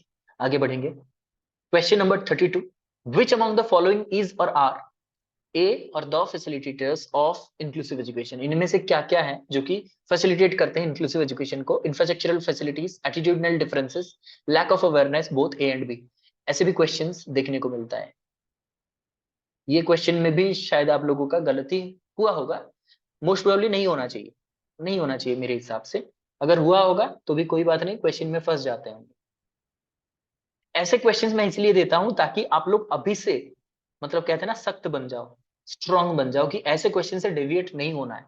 Question पे देखेंगे, ऑप्शन पे कंफ्यूज नहीं होंगे, क्वेश्चन सामने क्लियर है, ऑप्शन क्लियर है, बिल्कुल मुझे घबराना नहीं है, सभी का सही आंसर आ गया है। इंफ्रास्ट्रक्चरल फैसिलिटीज, जहां पे बोथ ए एंड बी दिखता है वहां पे ज्यादातर आंसर होता है, लेकिन जब ए बी बोथ सही होते हैं तभी होगा। तो यहाँ पे पूछा जा रहा है इनमें से कौन सा फैसिलिटेटर है इंक्लूसिव एजुकेशन का, ये पॉजिटिव टर्म मतलब एक चीज है कि पॉजिटिव पूछ रहा है, तो यहाँ पे एटीट्यूडनल डिफरेंसेस ये तो होगा नहीं, लैक ऑफ अवेयरनेस भी होगा नहीं, तो फिर ए एंड बी भी तो होगा ही नहीं, A is the right answer. Eliminate करोगे फटाफट से आंसर निकल के आएगा, उसके लिए पहले हमें क्वेश्चन पढ़ना है, उसके बाद ऑप्शन पढ़ना है, जल्दबाजी नहीं करना है। जेडपीडी किसने दिया था, ऐसे क्वेश्चन आ जाते हैं तो मतलब स्टूडेंट्स का मतलब क्या कहते हैं, पैर जो है ना वो आसमान में चला जाता है, अरे बाप रे इतना अच्छा क्वेश्चन, चलो आंसर कर लेते हैं, इस बार तो मेरा हो ही जाएगा। लेकिन ये तो सोचो कि ZPT सबके लिए वो सेम आंसर आएगा और सभी का वही आंसर आने वाला है, सभी के लिए आसान होगा, चाहे आसान हो चाहे ज्यादा डिफिकल्ट हो, सभी के लिए होता है। Don't overthink, don't compare yourself. कभी मैं यही कहता हूं कि don't compare with yourself with others. If you are doing so then you are insulting yourself. ये किसने कहा था, आप याद करके मुझे बताइएगा, ठीक है। तो इसका मतलब है क्वेश्चन जैसा भी हो, आपको सभी क्वेश्चंस का सही सही आंसर करके आना है। एक चीज मैं बोलता हूँ हमेशा, क्वेश्चन मतलब एग्जाम से पहले भी डिस्कस करूंगा आप लोगों के साथ, कि एग्जाम सेंटर में आपको सिर्फ और सिर्फ एक अच्छा मतलब एग्जामिनर आई मीन एग्जामिनी होके बैठना है। एक अच्छा एग्जामिनी जो कुछ भी नहीं सोच रहा है, ना फ्यूचर के बारे में ना पास्ट के बारे में, वो बस क्वेश्चन और आंसर, क्वेश्चन और आंसर, और किसी के साथ उसका कोई लेना देना नहीं। मैं कहाँ पे कोचिंग ले रहा था, मैंने क्या पढ़ा था, मैंने पढ़ा था आज और थोड़ा पढ़ लेता तो बेटर हो जाता, मेरे पास 50 पोस्ट है, बस मेरे लिए बस 20 ही सीट बचे हुए हैं, अगर इस बार नहीं होता तो शादी हो जाएगा, मतलब कुछ भी नहीं सोचना है, सिर्फ ये सोचना है क्वेश्चन नंबर 32। ओके, अब आंसर क्या है, ठीक है, क्वेश्चन डिफिकल्ट है, क्वेश्चन इजी है, मेरा होगा मेरा नहीं होगा, सबके लिए इजी होगा, ये कैसा क्वेश्चन है, ये पढ़ाया नहीं गया था, बिल्कुल मत सोचो। इससे क्या होता है, आपका दिमागी संतुलन बिगड़ जाता है, जिससे आपका आंसर करने का एबिलिटी कम हो जाता है। ये मत कीजिएगा एग्जाम में, पैनिक मत होना, हमेशा मैं ये कहता हूँ, ठीक है। तो इंफ्रास्ट्रक्चरल फैसिलिटीज ये आंसर कर लेंगे जब आप इजीली सोचोगे इसको, ठीक है, पॉजिटिवली। चलिए, question number 33, which among the following is not an ethic in inclusive classroom? Inclusive classroom का कौन सा एक एथिक नहीं है? Praising a special child, giving equal opportunity to each child, embarrassing a special child, extending best possible support to the special child. Attitudinal differentiation मतलब मेरा attitude towards, say for example मैं एक टीचर हूं और मेरा attitude towards the special child is different, to the general child it is different, और say for example to the visually impaired is different, to the orthopaedically handicapped it is different. So ये attitude difference नहीं रहना चाहिए किसी भी चीज में, ठीक है। वेरी गुड, चलिए कीप आंसरिंग। बहुत अच्छे, सभी का सही आंसर आ चुका है। तो यहाँ पे भी क्वेश्चन का थोड़ा सा इंटेंसिटी या फिर क्वेश्चन का जो कीवर्ड है वो समझिए।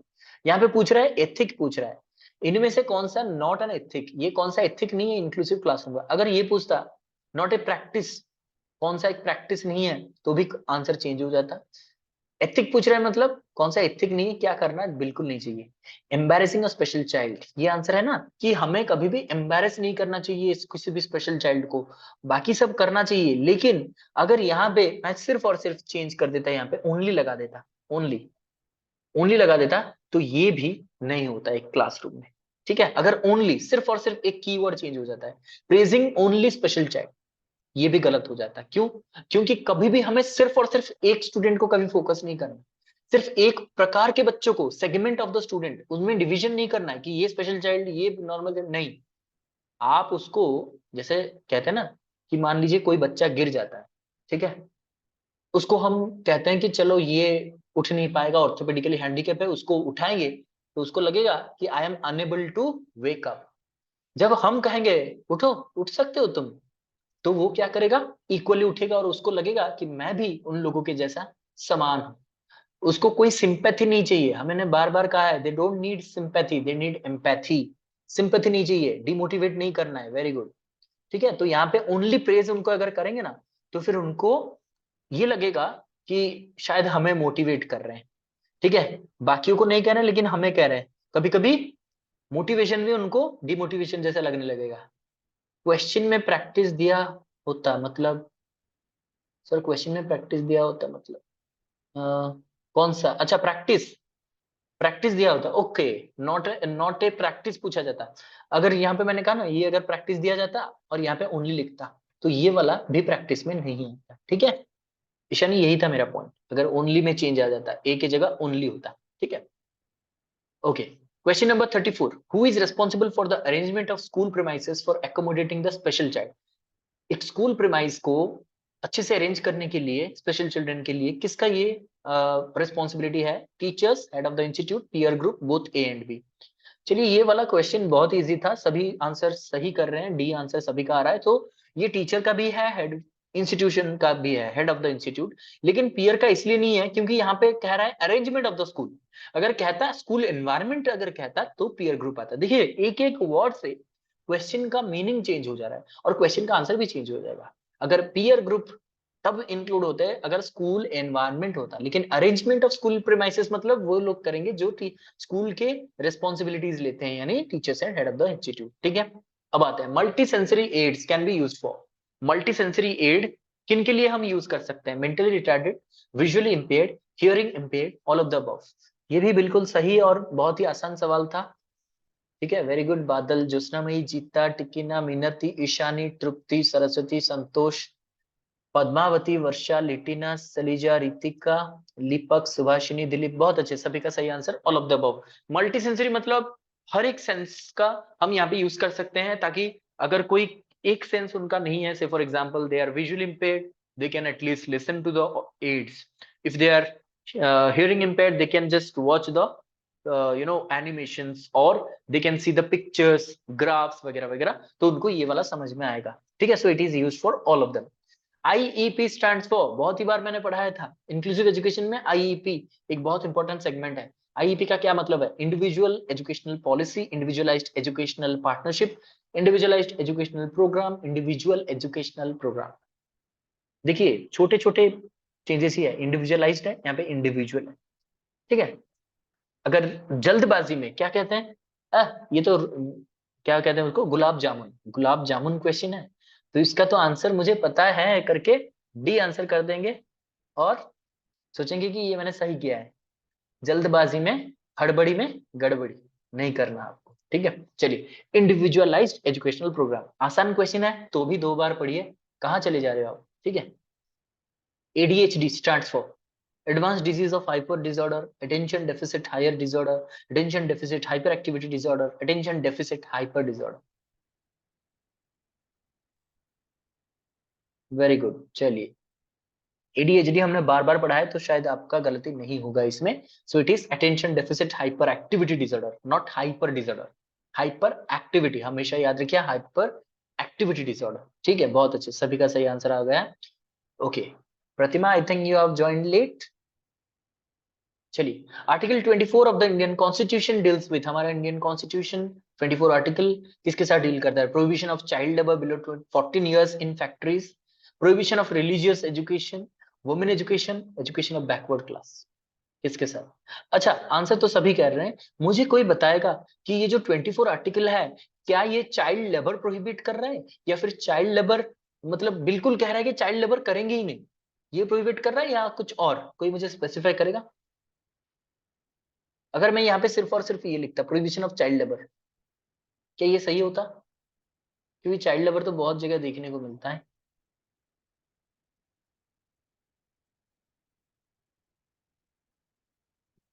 बिलो 14 इयर्स, हाँ वो तो ठीक है, एज भी स्पेसिफाई है, हाँ 14 इयर्स ठीक है, ये भी लिख देता मैं, child labour below 14 years of age, ये भी लिख देता, तो क्या सफिशियंट होता?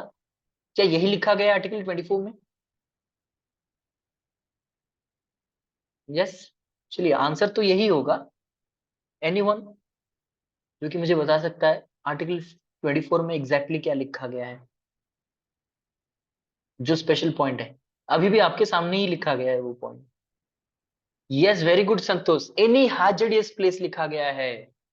आर्टिकल 14 में ये लिखा गया है कि एनी हैजर्डियस प्लेस, किसी भी खतरनाक जगह पे वो काम नहीं कर सकते, जैसे फैक्ट्रीज, माइंस वगैरह में वो काम नहीं कर रहा है, मतलब कर सकते जहां पे रेडिएशन होते हैं, ब्लास्ट्स होते हैं, तो जो मतलब हैजर्डियस प्लेस होते हैं जहां पे बहुत सारे गैसेस लीक होते हैं। Yes, that is the correct answer I wanted. Article 24 में ये नहीं कहा गया कि कहीं चाइल्ड लेबर काम नहीं करेंगे, क्योंकि बहुत जगह पे काम करते हैं, जो कि चाय की ठेली में, टपरी पे काम वगैरह करते हैं ना, वहां पे तो वो करते हैं। और यहाँ पे प्रोहिबिशन का कोई काम होता नहीं, क्योंकि वहां पे लिखा गया है कि हाजिरियस प्लेस में नहीं कर सकते हैं। वो कहीं पे बैठे हैं बच्चे, मतलब अपने पापा को सपोर्ट कर रहे हैं दुकान में, वो कर सकते हैं, वो कर भी रहे हैं, लेकिन ये है जो है वो वहां पे लिखा गया है हाजिरियस प्लेस में नहीं करेंगे, इसको ध्यान दीजिएगा थोड़ा। ठीक है, question number 39, identify the behavioristic approach to instructional strategy. Behavioristic approach कौन सा है, आइडेंटिफाई कीजिए। Computer assisted instruction, programmed instruction, system approach, all of the above.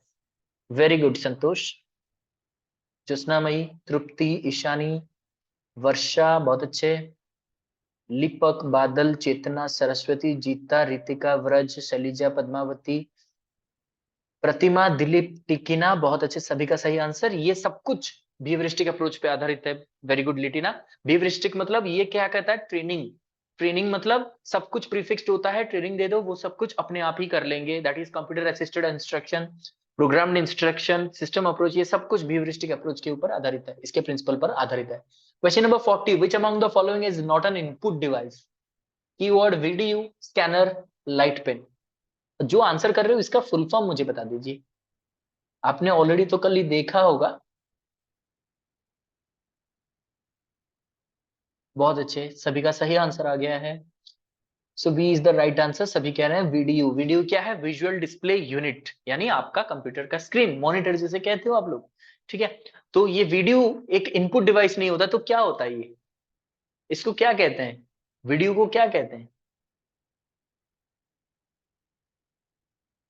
Video को, वेरी गुड, आउटपुट डिवाइस कहते हैं। वेरी गुड, ये आपको आउटपुट शो करता है। Very good, very good. चलिए, question number 41, special students are given opportunity to participate in like literary clubs and other clubs under the provision of।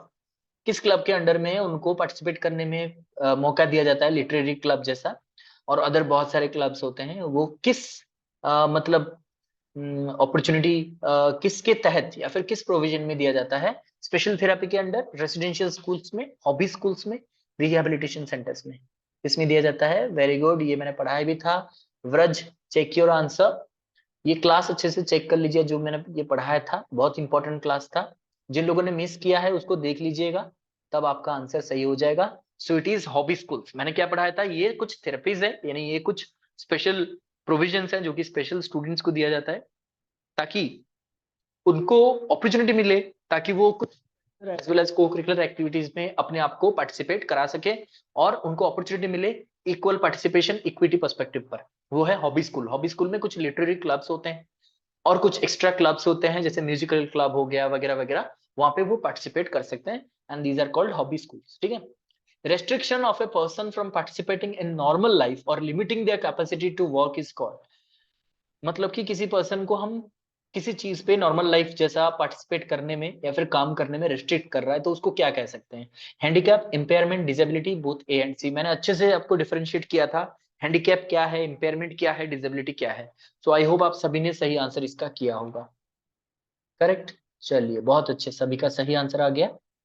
Check करते हैं, वही है हैंडीकैप। हैंडीकैप का मतलब होता है ड्यू टू इम्पेयरमेंट, कि इम्पेयर मतलब हाथ या फिर पैर या फिर कोई भी आपका लिम्स इम्पेयर होने के कारण, मतलब आप उसे इंजरी के कारण या फिर किसी लॉस के कारण आपका जो इम्पेयरमेंट हुआ है, उससे क्या हो रहा है? किसी काम को, किसी चीज को आप अपने नॉर्मल लाइफ के जैसा कर नहीं सकते हो, and that is the restriction which is called handicap. ठीक है, ये कंडीशन को हम कहेंगे हैंडीकैप। क्वेश्चन नंबर 43 कह रहा है a normal standard visual activity of a person should be 20/20, 20/40, 20/60, 20/30। अब विजुअल एक्टिविटी क्या है वो तो मैंने ऑलरेडी आपको कह दिया है। ठीक है, it is a specified distance from which a normal person can visualise a thing और ऑब्जेक्ट। तो ये नॉर्मल स्टैंडर्ड एक्टिविटी एक्टिविटी क्या है? तो एक्टिविटी क्या होना चाहिए? वेरी गुड, सभी का सही आंसर आया है ए। सो ए इज द राइट आंसर, 20/20। 20/20 का मतलब भी मैंने डिफाइन किया है, कैसे करना है। इसका मतलब है 20 फीट से जो चीजें आपको नॉर्मल दिखता है, और दूसरा 20 होता है, दूसरे पर्सन को भी वही 20 वाला चीज दिखता है। यानी नॉर्मल अगर किसी को 20 से दिखता है, आपको भी 20 से दिखता है। बाकी सबका क्या है? आपको जो 20 फीट से दिखता है वो दूसरों को 40 फीट से भी दिखता है, लेकिन आपको 20 फीट से दिखता है। ठीक है, 20/20। चलिए, who gave the concept of IQ, intelligent question का कॉन्सेप्ट किसने दिया था? अल्फ्रेड बी ने, Lewis Sturman, Theodore Simon, William Stern. अब इसमें किस मतलब क्वेश्चन मुझे yes Minati, check your answer. ठीक है, तो इससे मुझे कुछ स्टूडेंट्स का रिस्पॉन्स आया है कि सर आईक्यू का कॉन्सेप्ट क्या विलियम स्टर्न ने दिया था? देखिए, आंसर इसका सभी ने विलियम स्टर्न दिया है, and William stern is the right answer. कोई कोई पूछ भी रहे थे कि सर विलियम स्टर्न ने क्या कॉन्सेप्ट दिया था? यस, आईक्यू का कॉन्सेप्ट दिया था विलियम स्टर्न ने। आईक्यू का जो फॉर्मूला है वो दिया था लुइस स्टर्मैन ने, और जो इंटेलिजेंस टेस्टिंग के फादर है वो है अल्फ्रेड बिनेट, और जो फर्स्ट टेस्ट ऑफ इंटेलिजेंस हुआ था वो हुआ था अल्फ्रेड बिने एंड थियोडर साइमन का बिने साइमन टेस्ट 1905 में आया था। ठीक है, clear. Question number 45. Which of the following is not an ideal classroom practice for accommodating learners with mental retardation? जिनको mental retardation है उनके लिए कौन सा एक सही प्रैक्टिस नहीं है क्लासरूम के अंदर? Individual attention, hypothetical problem solving, computer assisted instruction, short classes for attention. कौन सा नहीं है? बाकी सब कर सकते हैं लेकिन कौन सा ऐसा है जो हम क्लास में नहीं करेंगे? ये कौन सा आंसर हो जाएगा? वेरी गुड रितिका, बादल, जीता, खारबेड़, वर्षा, बादल, टिकिना, चेतना, सुरेखा, तृप्ति, ज्योत्सनामयी, सरस्वती, संतोष, लिपक, प्रतिमा, सुभाषिनी, ईशानी, तृप्तिमयी, व्रज, लिटिना, सलीजा। सभी का सही आंसर आया है hypothetical problem solving. Very good Gayatri. Hypothetical problem solving मतलब एब्स्ट्रैक्ट थिंकिंग। देखिए जो emotionally I mean mentally retarded है उनको छोटे छोटे क्लासेस हम इसलिए देते हैं ताकि उनका अटेंशन बना रहे। उनको अगर हाइपोथेटिकल प्रॉब्लम्स देंगे, एब्स्ट्रैक्ट थिंकिंग देंगे, बहुत डिफिकल्ट क्वेश्चन देंगे तो eight the same time they can not do. ठीक है, इनसे उनका जो हालत है वो और भी बिगड़ सकता है, इसलिए ये क्लासरूम में नहीं होना चाहिए। ठीक है, question number 46। Person with emotional disturbance are identified through their emotional disturbance जिनको है उनको कैसे आइडेंटिफाई किया जा सकता है? Through their introversion, confidence, stress, both A and C. Yes, ठीक है। इनमें आपको ऐसे क्वेश्चंस में आपको मैंने क्या कहा था, एलिमिनेट करना है। बस एक को एलिमिनेट कीजिए, बाकी आंसर आपके सामने। ठीक है, वेरी गुड। सभी का सही आंसर डी आया है। कह रहे हैं कि जिनको पर्सनली अगर देखा जाए इमोशनल डिस्टर्बेंस किसी को है तो इनमें क्या दिखाई देगा, बोथ ए एंड सी, यानी इंट्रोवर्शन दिखाई देगा, वो इंट्रोवर्ट हो जाएंगे, किसी से ज्यादा बात नहीं करेंगे और स्ट्रेस में होंगे हमेशा। कॉन्फिडेंस तो आएगा नहीं उनमें। ठीक है, एक को रिजेक्ट किया तो आंसर हो गया। यूएनसीआरपीडी स्टैंड्स फॉर, यूएनसीआरपीडी क्या है हमने पढ़ा था, ये कन्वेंशन जो है, तो पढ़िए और आंसर कीजिए कौन सा सही है। Very good Ritika.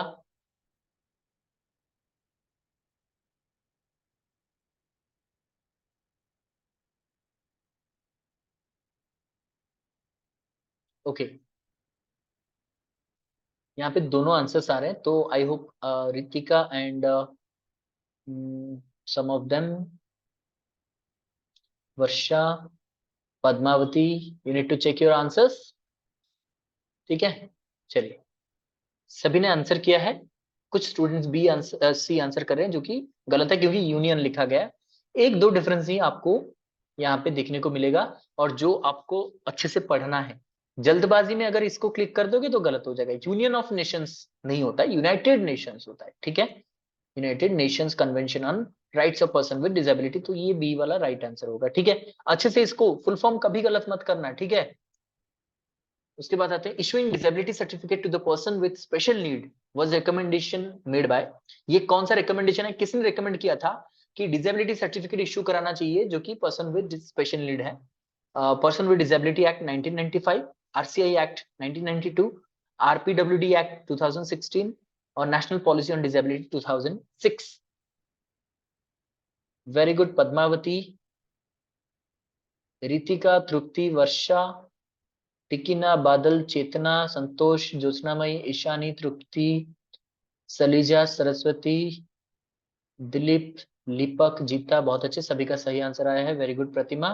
So it is national policy on disability 2006। ये जो 2006 वाला पॉलिसी है डिसेबिलिटी का, इन्होंने यस व्रज कोई बात नहीं, जो नेशनल पॉलिसी ऑन डिसेबिलिटी 2006 में आया था, ये पॉलिसी ने कहा कि हमें जो पर्सन विद डिसेबिलिटीज हैं उन्हें डिसेबिलिटी सर्टिफिकेट इशू कराना है, तो ये उनका रिकमेंडेशन था 2006 में। ठीक है, आरसीआई सर्टिफिकेट देता है लेकिन रिकमेंडेशन किसका था? वो तो जब उनका एक काउंसिल, आरसीआई क्या है, एक काउंसिल है। ठीक है, लेकिन ये एक पॉलिसी है, जो पॉलिसी यहाँ पे कह रहा है कि आपको क्या करना है, डिसेबिलिटी सर्टिफिकेट इशू कराना है। आरसीआई में क्या होता है, रिहैबिलिटेशन किया जाता है, मतलब जिनके पास डिसेबिलिटीज हैं वो रिहैबिलिटेशन में जाते हैं और उनको सर्टिफिकेट मिलता है। लेकिन डिसेबिलिटी पॉलिसी कह रहा है कि जो भी डिसेबल्ड है उनको आप सर्टिफिकेट इशू कराओ। ठीक है, ओके,